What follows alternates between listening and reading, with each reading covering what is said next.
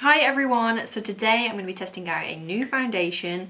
It's actually not new, I think they just repackaged and reformulated it, but I thought I'd test it out anyway. I haven't tried it before, so I'm going to give it a shot today. And that is the Maybelline Dream Satin Liquid. This is what it looks like. I absolutely love the packaging. It comes in a very sturdy glass bottle, which I like, and then it's got a pump on the top, which is always handy. I always prefer foundations that have pumps on them.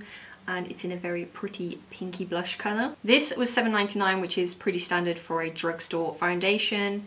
And on the packaging it says it's a hydrating serum. I got mine in the shade 45 Light Honey. I'm hoping that it matches. We'll soon see. And you do get 30 milliliters of product with this. On the back it says, now flawless satin skin gets a boost of hydration. Our air whipped liquid foundation is enhanced with hydrating serum for 12 hours of continuous moisture. It says it doesn't clog pores, it's dermatologically tested, and it's safe for sensitive skin, which is great. On the website it does seem to have a fairly decent shade range, which is also great. In the Boots that I went to, I think there was only about 5 shades.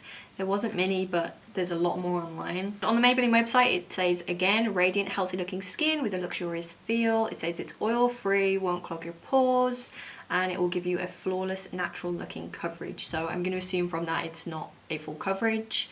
That's fine. Dermatologically tested, allergy tested, fragrance free. And then its benefits are, it says it's enriched with hydrating serum, up to 12 hours of moisture, full yet lightweight coverage. Oh, okay, so it is a full coverage. Oh, that's interesting. It says apply Maybelline Dream Satin Liquid Foundation smoothly and evenly to your face and blend with your fingertips. It says it's great for normal skin types. And then it says finish with Dream Satin Mist to set your makeup for a luminous glow. Probably not going to use my fingertips, just personal preference. I really don't like putting on foundation with my fingers. So I am going to try one side of my face with a brush and the other side with a beauty blender, and we'll just see whatever works best. And yeah, that's pretty much all it says. It does say it's for normal skin types. I'd say mine is a little bit more normal to dry. I can get a little bit oily in the T-zone, but we'll see how it goes. So I've got my damp beauty sponge. This one's from Real Techniques. And I've also got this Iconic London flat stippling brush, so I'll use this as well, and we'll see which one is best. I'm gonna pump some on the back of my hand. It definitely doesn't really have a scent. They weren't lying about it being fragrance free, which I don't really mind. I don't mind my foundations having a scent particularly. So I've put some out onto my hand. Don't mind my very pale hand, I haven't tanned them. That's what it looks like. I'm hoping that this is going to be dark enough. I'm just going to pop it onto my face and then I'll blend it in. Okay, so I'm going to quickly do this side with a brush. It feels really, really creamy and smooth.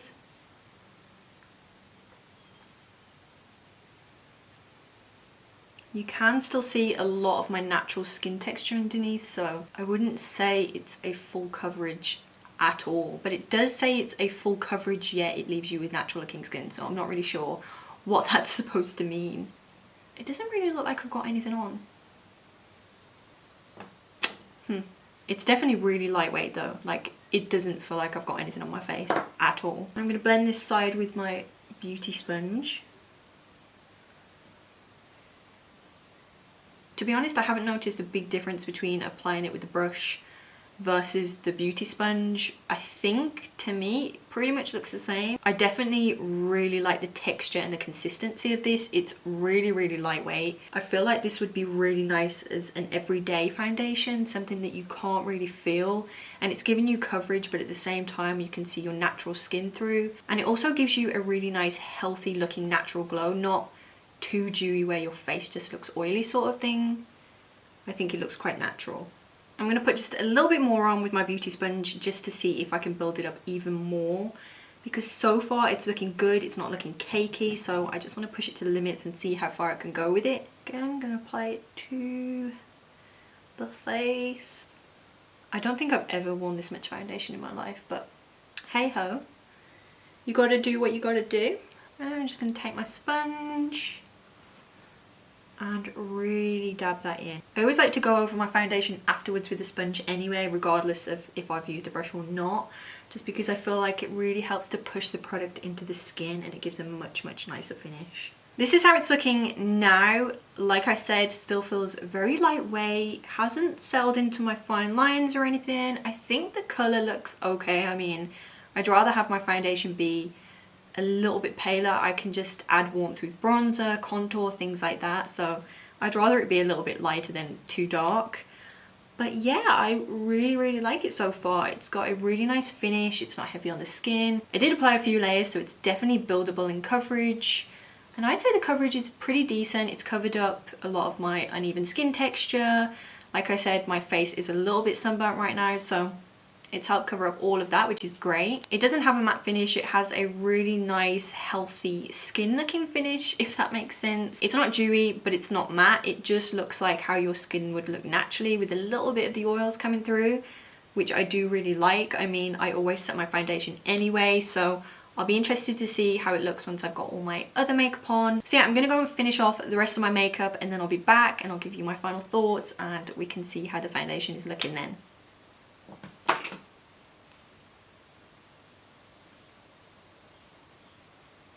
I'm back and the rest of my makeup is done. So let's talk about this foundation. Honestly guys, I feel like I've been blessed by the makeup lords recently, because every product that I've tried in the last few weeks, I've ended up just absolutely loving. And it's no different for this foundation. I really like the way it looks. It feels super lightweight. I feel like my skin looks really flawless. It hasn't separated anywhere on the skin. I have had my makeup on for a little while now. I finished off the rest of my makeup. I watched a bit of Netflix. I went on Instagram, you know, the usual stuff. So it has been on for, I'd say, probably like 2 hours now. I wanted to try and leave it to see if it oxidized a lot or if it separated a lot. I'm sorry if I keep looking over here. I'm literally looking at my skin in the mirror. I can't help myself. And honestly, I'm obsessed. I think it looks flawless. I just really love the way it looks. I think the thing that I'm most impressed with is how buildable it is. I've got 3 heavy layers of this on right now, and I don't think it looks cakey in the slightest. I don't even think you can tell I've got 3 layers of foundation on. Literally all my other makeup went on so smoothly over the top, because I have found with a few of my other foundations, as soon as I start applying other things on top, like contour, concealer, powders, things like that, it can start to separate on the skin and it looks very cakey. It's just not a good look, but this didn't do that whatsoever. It was really buttery to apply the products onto, very smooth. Typically with other foundations, once I've had them on for a few hours, I will start to notice a lot of oils coming through. Sometimes I'll have a little bit of separation, mainly on my nose. That seems to be my problem area. I don't know why. And sometimes on the chin, just because I'm touching my face a lot. But that hasn't actually happened yet with this, which is really nice. I did set my face with the Maybelline Fit Me Matte and Poreless Translucent Powder, so I don't know if that's got a part to play in it. But I literally just dusted a teeny amount over the top, under my eyes, on my nose, on my chin. Like I said, just because those are the areas that tend to separate. But even with this and other foundations, I will usually get separation, so it does show that this foundation has stayed together really nice, and it does feel very hydrating, very nourishing, very moisturizing on the skin, which for me is great because I do have normal to dry skin.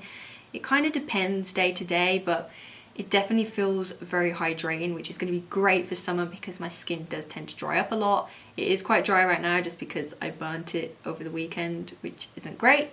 So yeah, it feels nice and soothing. So you can get this foundation from Boots, Superdrug, pretty much any normal drugstore place, and obviously online as well. I got mine in the shade 45 Light Honey, which I think is a pretty decent match. I probably should have got a shade a little bit darker, but they didn't have one. This was the darkest shade that they had in stock. And as I said earlier, it was $7.99. I'm pretty sure it's the same price everywhere. And yeah, I think that's everything. Let me know in the comments if you've used this and what you thought of it. And I hope you guys enjoyed this video, and I will see you next time.